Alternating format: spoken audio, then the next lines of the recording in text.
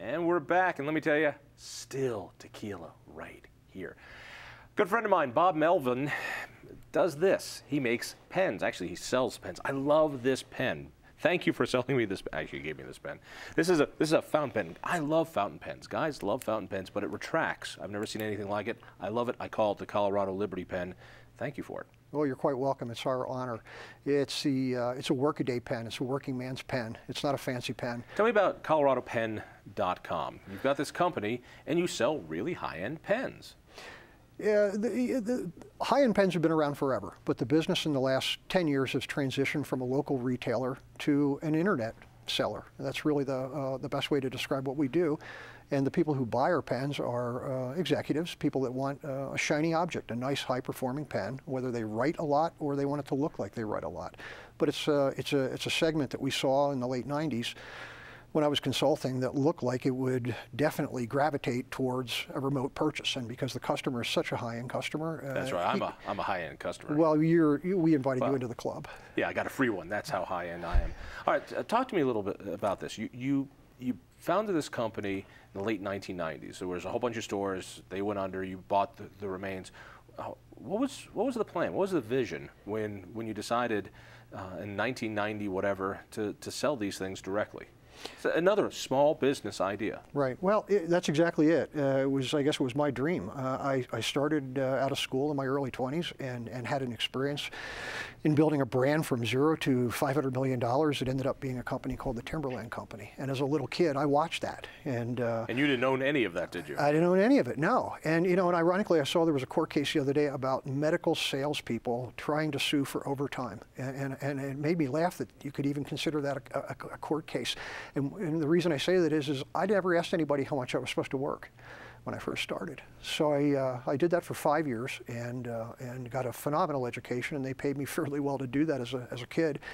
And I took the next step and went to an executive level at another company where 10 of us bought a floundering $10 million company and turned that into a pretty successful company. It's a shoe company today, the oldest American-made shoe company, Allen Edmonds Shoe Company. And after that, I took my talents and went into consulting and advertising. And that's how I met this opportunity. I actually rolled out the catalog and direct for this business. And as they grew at retail, they asked me if I would join the company. And I didn't really want to go back into the corporate world, but I did. And 24 months later, they had way too many stores. We're way overstored and we're upside down. And I approached the board of the company and said, I'd like to take these pieces that I started back out, the catalog and internet, and made them an offer. They took the offer, and that's where we were up and running. I didn't intend to go to this large degree on my own, but I had just been prepared for a long time. So here you are, late 1990s. You've got this now pen company, and it's you. All right, it's nobody else. It's you. You needed to get some money to do this, and so like most people, your home's on the line, and other things are on the line. And so, how did business start out in the late 1990s? You mean, was good business good, or how did the business start? Was it good? Was it good? Business was pretty good in the late 90s. It was actually fantastic. Everybody was making bonus and rewarding each other and feeling good. And then all of a sudden 9/11 hit, and it was just a body blow to us that was difficult to take. On 9/15, I started to lay off employees. The first employee was a Vietnam War vet that worked in our warehouse. And it just got worse from there.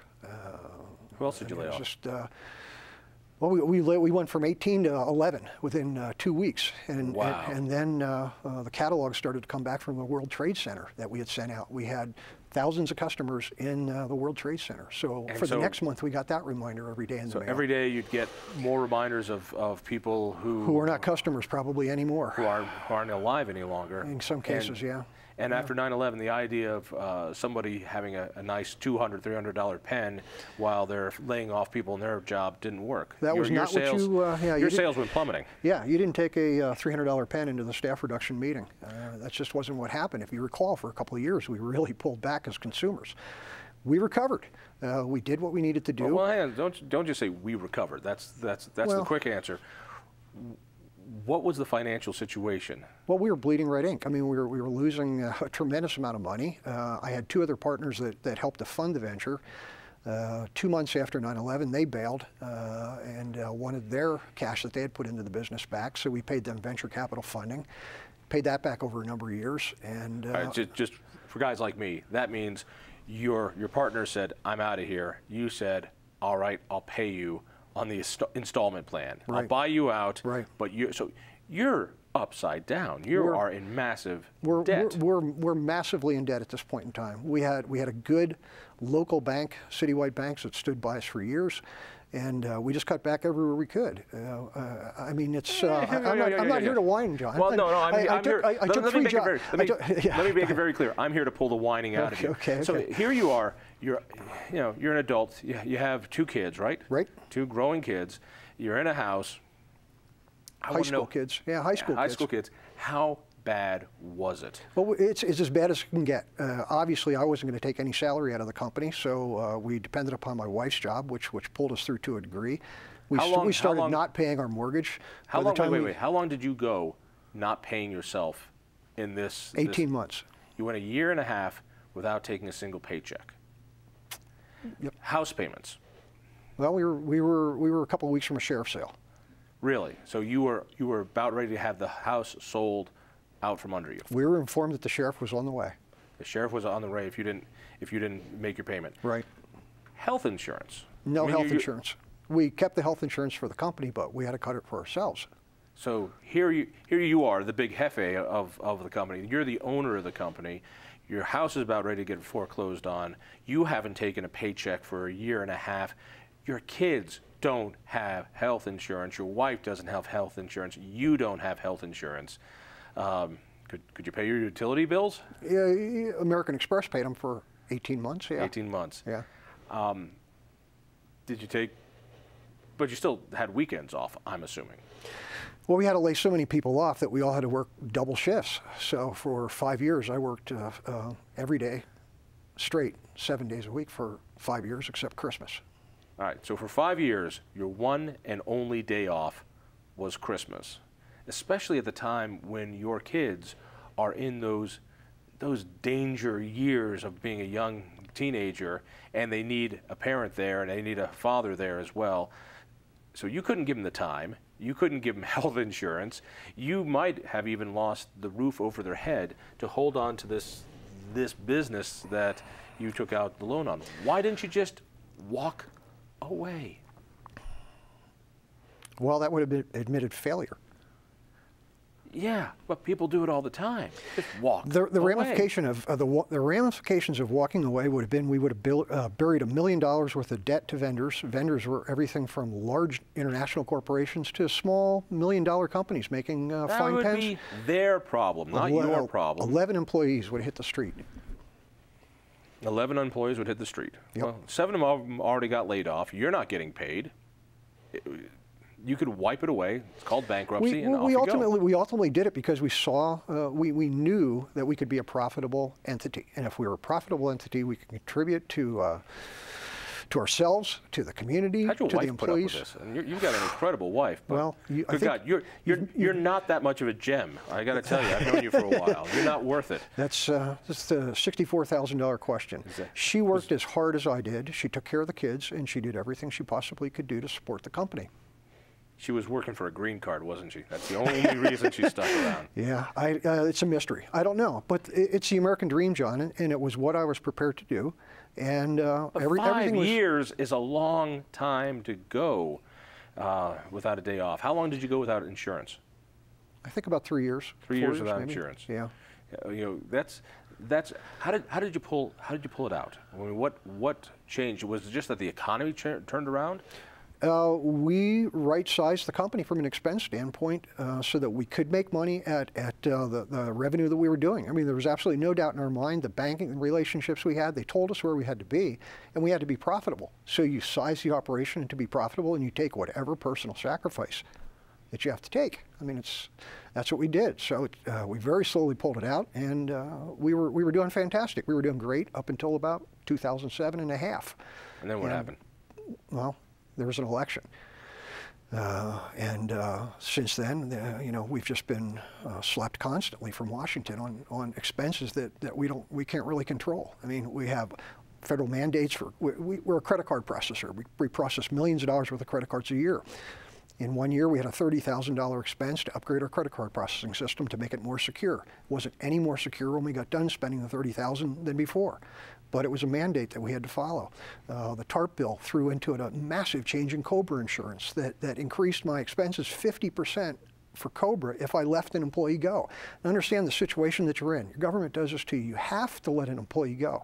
You don't want to leave an employee go, and when you leave them go, you've increased your expense to leave them go by 50%. When they decided to get into our health care for the first time in my life as an employer, I had to make a decision what was best for my employees. I didn't know what the future was going to be in health care for me providing it, so we had to drop all the health care for our company. We turned around and we gave them what the health care cost plus more so they could go out into the private market and struggle to find it. But as soon as that came into our business and we started to see that change start to hit us, we started to take a look at other things, and it's been a struggle. The laws that have been passed or not passed, or what's the tax rate going to be next year? We want to start another company, but right now I can't tell how profitable will that company be because I don't know what my tax rate's going to be next year. As you know, we're a subchapter S. So if the company makes a profit, the profit flows back into my personal return. Now think about it. If I made $100,000 in a company and took all of that personally, the company couldn't grow. The company would go backwards every time. But as far as the IRS is concerned, that $100,000 is me. So it's really, you get to a point where you're maybe a $3 to $10 million company and you're subchapter S, and all this revenue flows back onto your personal tax return. So next year, the rates are going to be what? With the so-called Bush tax, what are the rates going to be in January? I mean, I'm literally sitting here now for a year and a half, 2 years, trying to figure out what the tax rates are going to be. And when you're in an environment where you have to seek outside investment to grow dramatically, people look at you and they say, Bob, I don't know what the environment's going to be in 12 or 18 months. So we've been in a period of sideways movement for the past 24 months, really, just waiting for somebody to make some decisions. And it's a killer because I can overcome just about anything. Most business people can. But what you can't overcome is not having an understanding where you're going to be in 12 or 24 months. The whole game changed in this last administration. We grew up, experienced business people, knowing the rules to the game. And now all of a sudden the rules are different. What they did with General Motors, where they just destroyed the bondholders' value. I mean, that scares a lot of people. We've only got a half a minute left here. How does it feel, after you've been through what you've been through, to know that you're the one that gets demagogued as one of those rich guys? You're the haves. Well, the thing is, as far as the IRS is concerned, that may be true. But that's not the way it is. I mean, that's not the way anybody who's ever worked for me thought. I mean, we're trying to grow a business, provide employment, contribute to our community, do all those sorts of good things. So if they want to heap the 1%, you know, on the small business owners, you know, I can take it. Believe me, you weren't the 1% when they were trying to take your house. Bob, thank you. Hey, go to coloradopen.com. I tell you, it's cool and it's fun.